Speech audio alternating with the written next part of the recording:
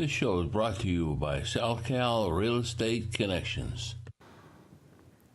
Welcome to the Telescope View, and we're here tonight with the author of The Final Revelation, The Sun Project, co-host Rick Teles, and of course Larry Mangello. And tonight's show is going to be kind of a little offbeat from our normal show, Rick. We're going to review what we're going to be going over in the next semester or season starting March 4th. You know, we've got many people asking that we talk about a lot of events that we reference during our time being there for the last few months. And what they want to know is each of these events a little more detail. Of course, we're probably going to start with our number one event, the Roswell incident. And of course, another great thing is going to happen next show, March 4th, when we go out. We're going to have a UFO investigator from MUFON, which Rick is going to clue you in about his background and what he does. And believe me, I am looking forward to that show. Well, we're going to revisit some of the key UFO encounters, 1947 to the present, because we reference these many times. And we're going to start, of course, with Roswell, because Roswell was the beginning of all this. And we reference that many times. And joining us is going to be a friend of mine, Mike Panicello, a UFO investigator and the state director for MUFON. Mike and I worked together on many UFO investigations. I provided training to the state MUFON UFO investigators. And I think it's going to be great to have Mike on here with us to talk about Roswell and some of his insights into Roswell. And he'll tell you a little bit about what he does. But again, I like Mike because Mike and I did some investigations together, and so I know that Mike understands the right way to do an investigation and how we do it. I think at one point we talked too is next season, we're also going to talk about UFO investigations and how they're actually done. So people may be interested to see what we actually do. And I'll talk about what the kind of a civilian UFO investigation would be, and then what a military UFO investigation Well, sure. would be. I believe people really don't know what really is involved when you investigate in UFO event. And boy, let me tell you, there's a lot of things that have to be looked at. Yeah, and I'll tell you what we're looking for. When I do a UFO investigation, I'll tell you what I'm looking for in the initial reports, the type of things that we see, because you see a lot of things, especially in the night sky. And I'll tell you a few things, what to look for, what not to look for, and if you see certain things, what we can talk about. But tonight we're going to talk about, real quickly, we're going to talk about some of the key UFO encounters, 1947 to the present, that we're going to be talking about in the next season. And of course, the first one that we're going to talk about is going to be Roswell, New Mexico in 1947. And we're going to talk about the Roswell UFO crash. A lot of people are familiar with the story that the Army Air Force recovered what they believed was an alien spacecraft. On July 8th, they issued a press release in 1947 saying they had recovered debris from a flying saucer. Well, very quickly, that was rescinded. The story was retracted upon orders from above, and a statement issued that what was found was actually the remains of a weather balloon. And we're going to talk about that. We're going to talk about the people who are involved. You can see some of them on the screen, General Roger Ramey, and of course, Colonel, or at the time Major Jesse Marcel. And one of the things I think we're going to talk about is how could Jesse Marcel, a major, and he was the base intelligence officer for 509th Bombardment Group, how could he mistake a weather balloon for a flying saucer? So we're going to go through that. We're going to talk about the people who are involved in the military, the witnesses. And we're also going to do a second show, and then we're going to talk about Roswell Revisited and what we've learned about Roswell over the years and what some of the things have told us. Philip Corso in his book, The Day After Roswell. Day After Roswell, wow. How he said his job was to reverse engineer some of that information, Yes. that information, the artifacts. We're going to talk about Dr. J. Allen Hynek. He had some thoughts on that. We're going to talk about a number of people who now that we look back on Roswell, we're going to talk about the ATIP program, the Advanced Aerospace Threat Identification Program, because they're working with that technology. I mean, in reality, Rick, that event really set off the government their way of thinking about this type of things really changed, didn't it? And Roger Ramey was a big piece of that. General Roger Ramey, who was the one who ended up saying, this is going to be a weather balloon story. We're going to talk about that. And when we revisit it and do the Roswell legacy, we're also going to talk about what I wrote about, which is what I learned from military people about Roswell. So Roswell will be a good primer for you to understand everything that came from Roswell and what we reference now in different stories. So Roswell is going to be one of the shows, actually the first two shows that we talk about. And boy, there's a lot to talk about because the events from Roswell set the pace, I think, for UFOs right up till present For the day. government position, what we've had. And a lot of people are going to say there's a conspiracy. And I'm going to continue to say there's not a conspiracy. There was maybe early on, but I'm going to continue to say this isn't as much a conspiracy as people believing it's a national security issue. So they are staying faithful to their oath of secrecy to protect the people of that was the their United States. job. That was their job. So we'll talk a little bit about it. Of course, they got a little out of hand in some cases, but we'll talk about that when we get to Roswell, some of the background, some of the things that did happen. We'll talk about the threats, and some of that was all true. So we'll talk a little bit about that. Another one that we're going to talk about, we brought the pictures up here, is a thing called the Lubbock Lights, which was in Texas in 1951. The Washington, D.C. event, which was called the invasion of Washington, D.C. That was in 1952. And we're also going to talk about an event that occurred in Salem, Massachusetts in 1952. And the reason I put these three together, if you can see them on the screen here, they're all very similar. What they observed were similar shapes. They were lights, and they were very similar all around the same time. Now, at one point, they said the Lubbock Lights were a flock of birds, plovers. The Air Force later came back and said, no, that's not what they were. We know that's not what they were. The Air Force claims that they know what it is, but they won't tell you because they don't want to reveal the name of the scientist who gave them the answer. Well, we're now, we're now almost 65 years later. Thanks to Hollywood, we got a real version of it, right? But the thing that I'm talking about here is, again, if you look on the screen, they're all very similar. They're formations of lights. It was considered the Washington, D.C. flap. It was accompanied by a series of radar contacts at 3 separate airports. There was ground confirmation. There was also air visual confirmation of all these that they were seen. It happened from July 12th to July 29th. It was over a few weeks.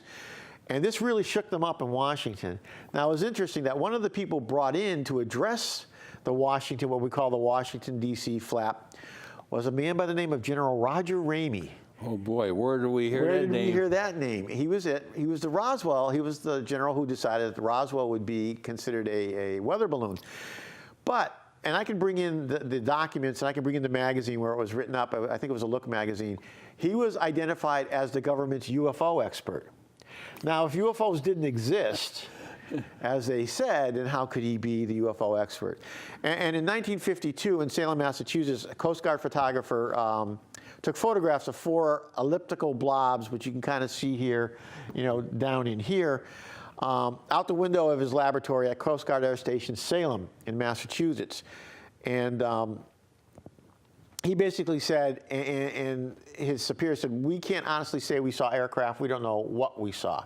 Now, this one we can look at, and I've seen similar photographs, and one of the first things I would look at if I was investigating this is, are those reflections of lights inside the office? But apparently they did that, and they said no, they were not. So we will look at, on another show, we'll look at the Lubbock Lights, Washington, D.C., and Salem, Mass.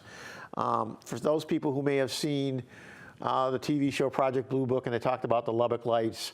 It's going to be a little different. We have to talk about. Remember, that's a TV show.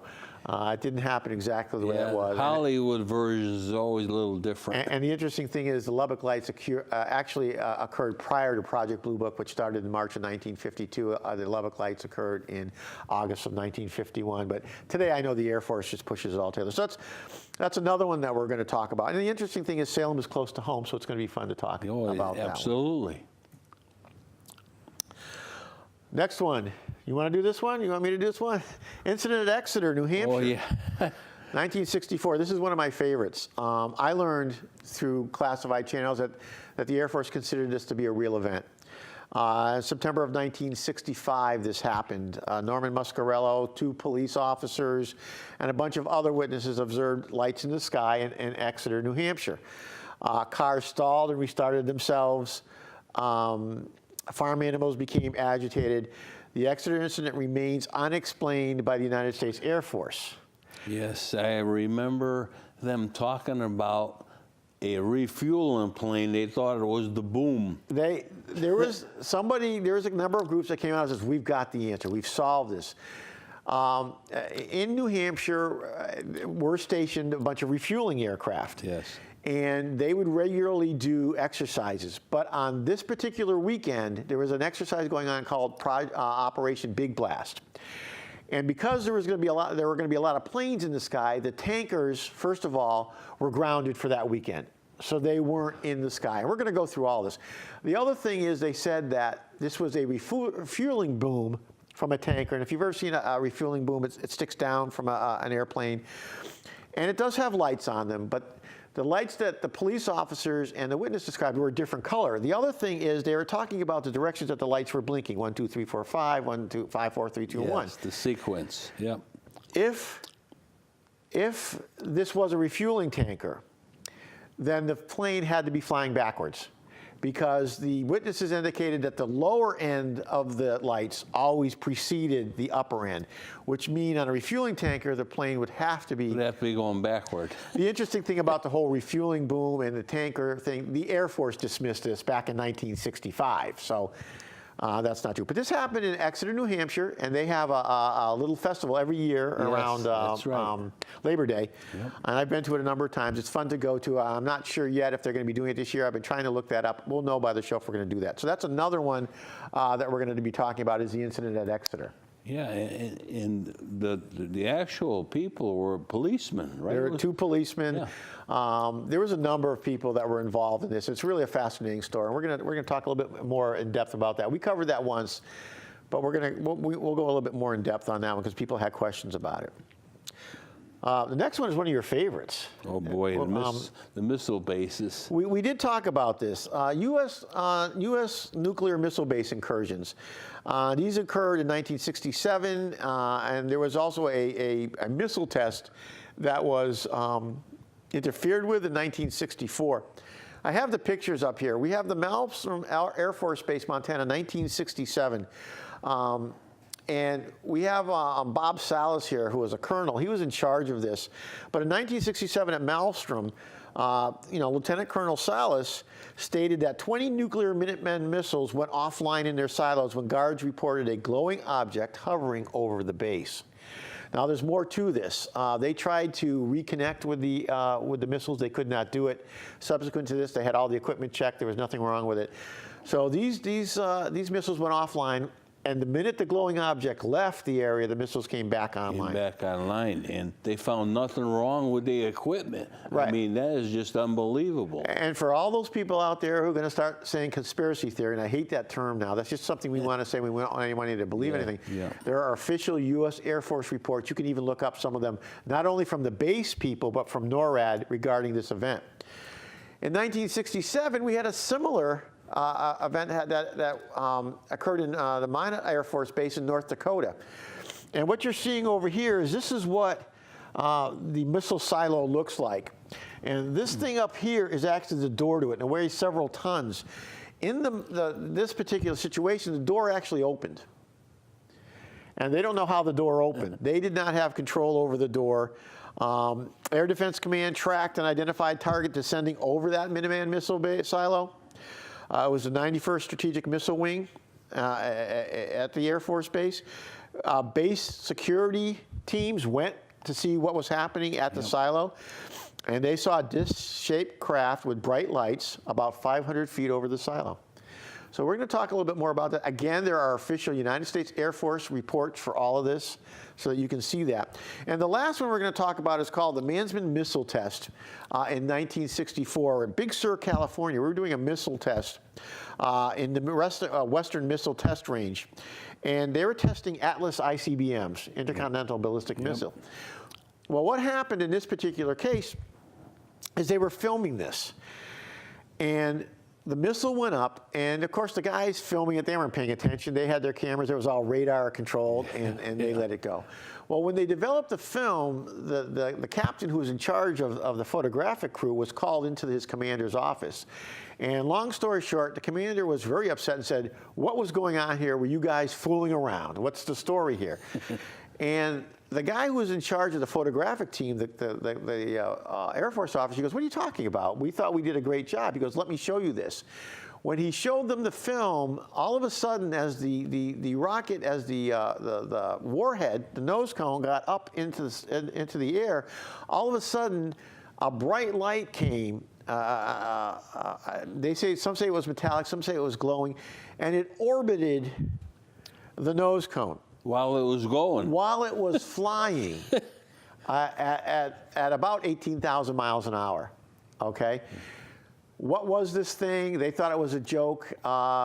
Florence Mansman, the man who was a commander here at the time, he died a number of years ago, but he had been interviewed a number of times. And he said on his dying days, he will stand by his report and what he saw, the whole time there. So that's another one that we're going to be looking at, and those three will all be together on a show. We are, of course, we are going to go and look at the RAF, Royal Air Force Bentwaters Woodbridge Rendlesham Forest, England incident that occurred in 1980. So you can see we're going from, 1947 to 1960s, 1980s now, and we're going to look at some different things that are going to happen here. RAF Bentwaters. This was an interesting one. Bentwaters Woodbridge was a shared, what they call them, twin air bases, and it was shared by Britain and United States Air Force. There was a group there that we had called U.S. Air Force 67th Aerospace Rescue and Recovery Squadron. They were a very special squadron. They reported only to people in Washington, no one else. But what happened what happened here is a glowing object was sighted over the base, and then it went off into the woods. And base security personnel followed it into the woods on a couple of nights. The first night they went in, they reported this glowing object. They didn't follow it up too much. The second night it occurred, they went into the woods, but this time Colonel Charles Halt, the base deputy commander, went with them. Yes, he did. And the interesting thing about this was he took a tape recorder with him so that he would record everything that was going on so that he could subsequently put it into a report. And the story he tells, and he continues to tell, he's spoken at the National Press Club in Washington, D.C., what they saw, and they got close enough to see a small triangular-shaped craft, kind of had a dome to it. You can kind of see the pictures here. But they said it had a smooth, pebbled glass surface that was cold to the touch, or cool to the touch. Now, this is interesting because we're talking about in the ATIP program, Advanced Aerospace Threat Identification Program, some of the secret projects. And Corso talked about the ceramics. That's right, just like on a space shuttle. It's like on a space shuttle, and this could have been a ceramic that they were. We're going to talk more about that. There were some reports written. There's official reports that you can see out there that were made public. There were reports that were shared with Britain, but what I can tell you is not all the reports were shared with Great Britain. And not all the reports came out. There are still classified reports on this that I was told about, and we're going to talk a little bit about what the classified report said and what these military people said that they really learned at RAF Bentwaters Woodbridge, the Rendlesham Forest incident in 1980. I mean, the head officer actually got involved in looking at this. He still has the tapes, and you can hear them. So and we're he made some sketches and everything else. He made sketches, and we're going to talk about that. Yes. Next one we're going to talk about is the USS Nimitz, the Tic Tac video from 2004. Oh, boy. This is a great one. This came out last year with the announcement of, again, the ATIP project that the Pentagon ran from 2007 to 2012. This refers to a 2004 radar visual encounter of an unidentified flying object by U.S. fighter pilots from the Nimitz. And this is from their infrared that you can see, and the object is right here.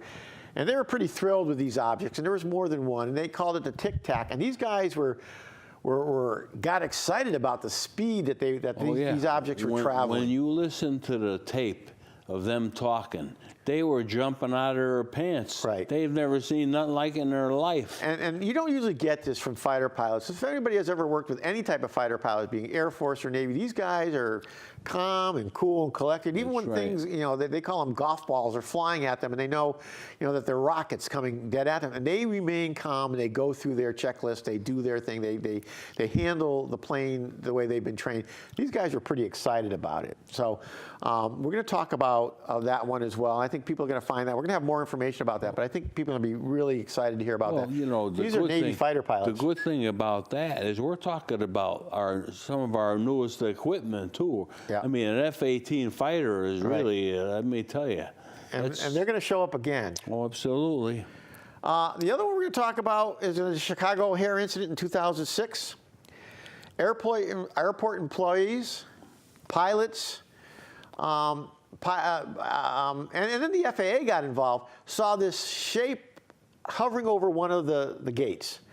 Yep, gate 17. And everybody was looking at it, and they couldn't figure out what it was. And in the end, all of a sudden, it just shot up through the clouds and left a hole in the clouds.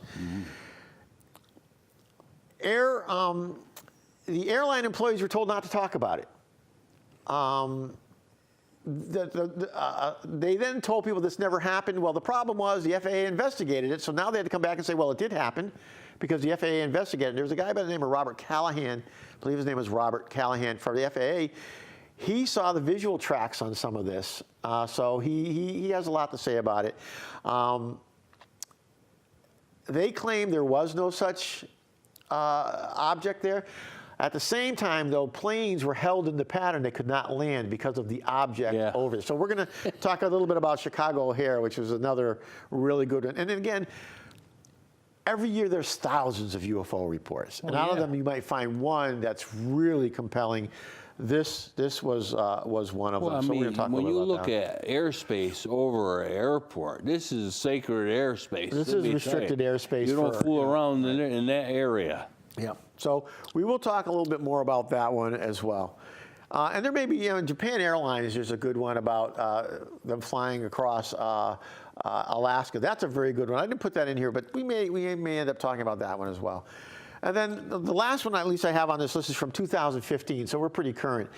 U.S. Navy F-18 Super Hornets, the best we have. Yep. This was actually off the coast of New Jersey.